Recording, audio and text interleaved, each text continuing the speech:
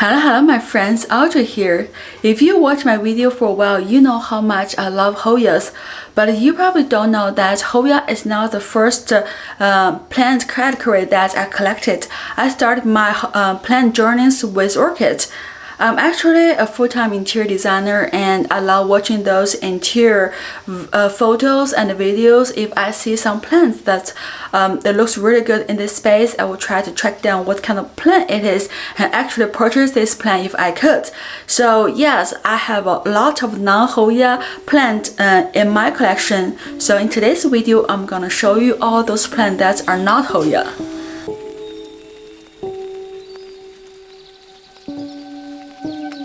The first category in my plant collection is actually orchids. As I mentioned, I started my plant collection with orchids, so I have tons of orchids. I have phal, I have a cat, I have dendrobiums, and some vandas, and some other types of orchids. I do love all my orchids, don't get me wrong. I kind of moving from orchid to Hoya past several years ago, I think 2 or 3 years ago, but it's just easier to see how beautiful Hoya is when they're growing even without flower. On the other hand, it's kind of not that appealing to me how orchid is without flowers. So yeah, but I still love my orchids and let me show you some of them. So here is one of my bigger dendrobium orchids. As you can see, it was suffering because every summer I'll bring all my orchids outside under a tent. Hopefully they will grow, and they did not grow. They actually got infected with bugs outside. So this year I actually kept all my plants indoor, most of my orchids. So they kind of started to grow. As you can see, there's a new growth on this one. Here is another dendrobium. There are 2 new growths on this one too. It's kind of really big and tall, so I kind of try to use those in between wood sticks to keep them in place. Here had another one.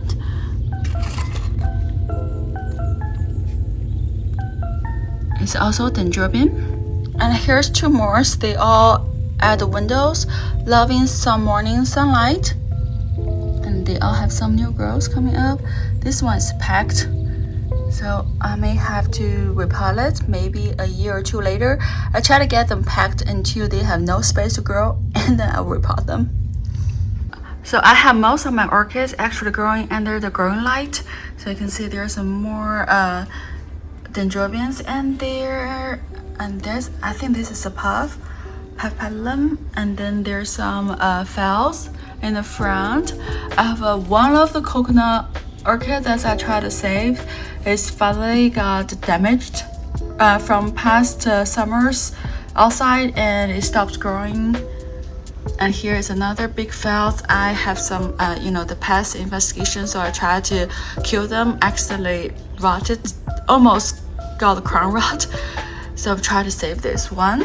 And there's some more on the top. As you can see, a lot of dendrobiums, some cat right in here. This is a big cat.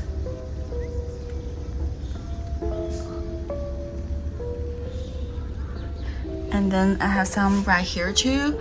So there's another phal. And then this is a Cattleya type orchid. And there's another big Cattleya type orchid. And here's some more. I think this is a Kinky Adam. I have a bigger one, so I divided all my Kinky Adam, one big Kinky Adam into about 6 or 7 pots. So this is one of those small pots.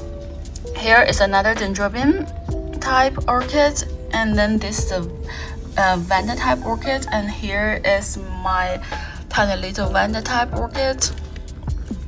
That I had that one for about 2 years, and it has been growing pretty good. So yeah, so here's some more vandas hanging on the window, and there's another big vandas just right by the window. I actually put them into my bucket to water them. I totally forgot about it. So there are 3 more vandas. I probably will not get more vandas anymore unless I moved. They take so much space, and for me to have to water them every single day. It's kind of a lot. So yes, but here are my orchid and my Vanda orchid. The second category is the prayer plants. You probably all can guess the foliage, the beautiful foliage, the variegations on those leaves is the main reason I started to collect all those prayer plants. I saw them on the magazines or on the photos of the interior photos, and I just have to find what those plants are. So here I go, started collecting prayer plants, but somehow the prayer plants don't really like me. I've been struggling with those plants. I don't know why. I've been learning about them, try to pick the right medium and pick the right water systems on them, and somehow they just don't really like me. So let me show you the prayer plants I have at this moment. Here is my calathea. I have these plants for probably the same age as my daughter, so it's almost 5 years with these plants. As you can see, I only have these 2 new growths. I cut up all the dried up yellowish leaves, and those new leaves started to turn yellow again. So yeah, this plant doesn't really like me that much. I try to water it, try to spray water on the leaves to keep the humidity high, and somehow I just cannot get it right. But here is a new growth on this one, which is very exciting, and seeing how sad this plant is. Here is Maranta. I only have 1 Maranta. Every single Maranta I got, I killed all of those, and I actually chopped all the leaves on these ones because it's all died off, and those are 3 new leaves growing. So hopefully I can get it right this time. I also repotted this plant, I think last month, from the nursery pot to the medium I used on all my prayer plants, kind of calculated mixed with a lot of perlite, and hopefully that make it right for these plants. So far it's not dying, but it looks struggling. This is probably the easiest prayer plants in my collection. I had this one for 3 years, and it's not dying, and it actually grew a new growth. So this is the mother plant, and that gave me a new side shoot on this one, and it also started to grow. I think I got this one right, hopefully. It has been growing pretty good this year after I changed location from under my grow light to right by this window. So it has been growing really good. Finger crossed, it keeps growing. I heard if this one started to die, the leaves started to die off, then you're in trouble. So far, it looks pretty good.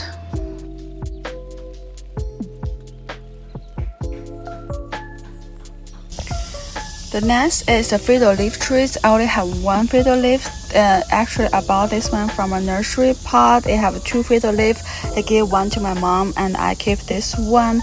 It did not grow for many years. I've been struggling with this plant for at least 2 years until I went to aquarium and went to the zoo and realized a lot of those hot desert climate, they have these leaves, fiddle leaf plant in their aquarium. So I decided to do some research and found out that fiddle leaf actually native to Africa. They love hot, humid environment. So I started to put the fiddle leaves outside during the hot summer, the South Carolina summer, hot, humid summer, and it finally started to grow. It started to go last year. Last year is the first year I put it outside, and this year's it finally started to looking pretty decent. It was actually about right here, right here when I started to put it outside. So it grew pretty good this year. It definitely has some oh, it actually came a side shoot on this one. As you can see, this is a side shoot. Ooh, that looks good. So yes, if you are struggling with these plants, my suggestion is put outside, like a baked in the sun, in the hot summer sun. I love it.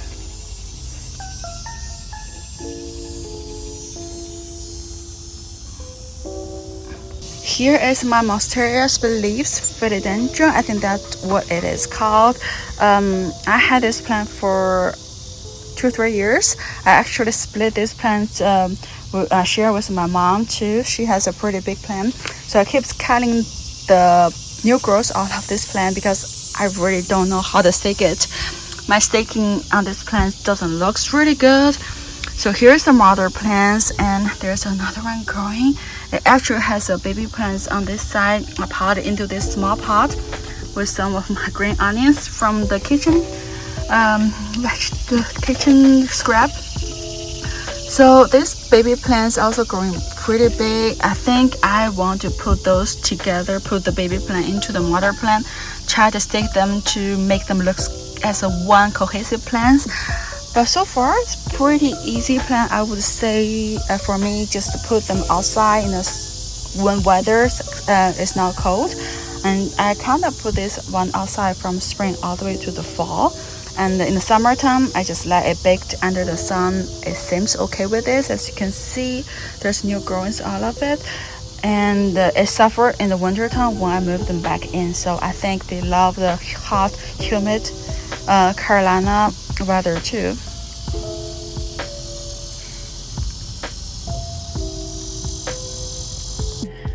Here is this is my other monstera, the monstera dubii. I think that's what it is called. I bought it recently and it has been growing crazy. It has shooted out everywhere. It's a long one already.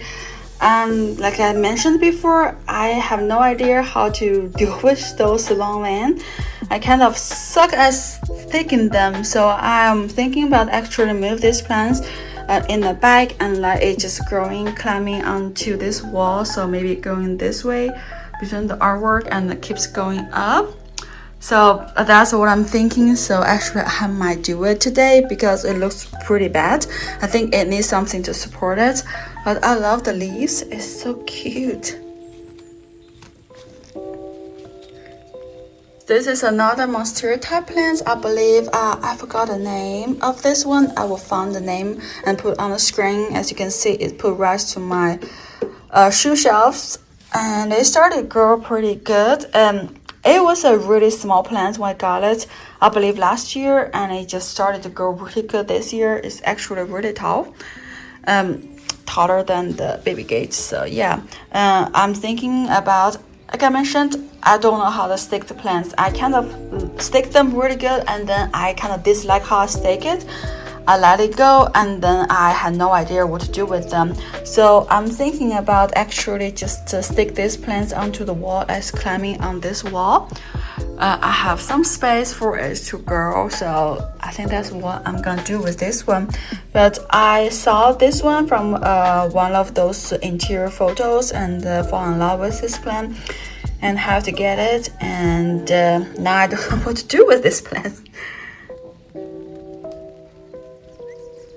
So I don't even remember the name of this one. It's called some kind of can. I'll put a name right here when I found it.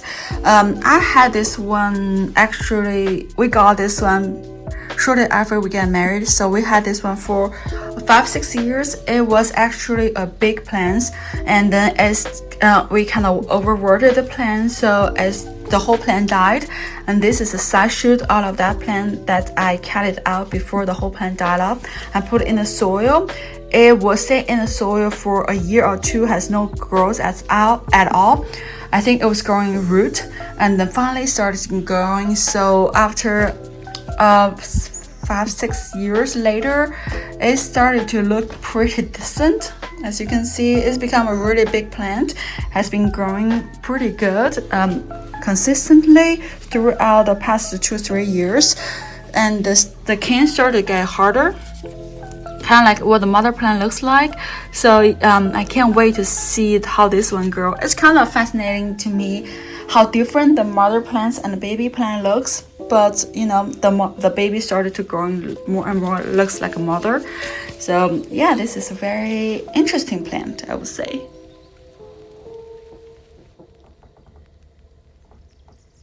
This is one of my petal plants. It's probably the oldest one. I believe I got this one also about 6-7 years ago. I cut tons of cutting out of this plant because when it get bigger, I don't know what to do with this plant. So finally, I just decided to stop cutting it, just let it grow. It has been recovering from, I think I let it stay wet for too long, and then I kind of just neglect a little bit. So it's just started to recovering from my neglecting period. So I decided to let it grow on the wall. As you can see, it's next to my computers, my workplace right there. So I'm gonna let this one just growing on this wall. There's nothing on this wall. It's kind of empty space for it to grow. So I'm hoping it can start to grow again and grow really big. So I can start to make a plant wall on here. So this is another petal. I had this one for about 2 years. I almost killed this one. So I decided to put in my, I forgot it and left it on my back porch for this earlier, for the whole summer until now. And it's actually started to grow.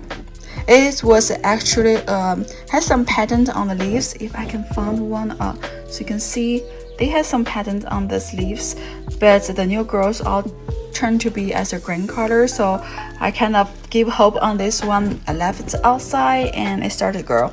So what I did is I cut all the long branches into a small cutting, started to root them into the water. Hopefully I can get them to grow and then put them into another pot. But I think they love hot summer, shaded under the shade, and they grow really good. So I think with those kind of plants, when they struggle inside, I just left them outside and they will grow on their own.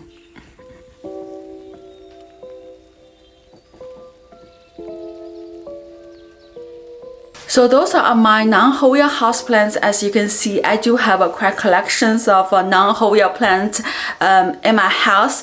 I don't think I will get more houseplants because I kind of started to have another interest of growing flowers in front and outside in the front yard and backyard. How to utilize a smaller space to grow the most flowers possible. So yes, I have been growing a lot outside too, so I may show you guys later on when they start to flourish really big. They are now on their way to become really big gardens, kind of get a little bit messier in front and backyard, which that's what I really like it. But anyway, I hope you all enjoyed this video. As always, thank you so much for watching. I'll see you guys on the next video. Happy growing!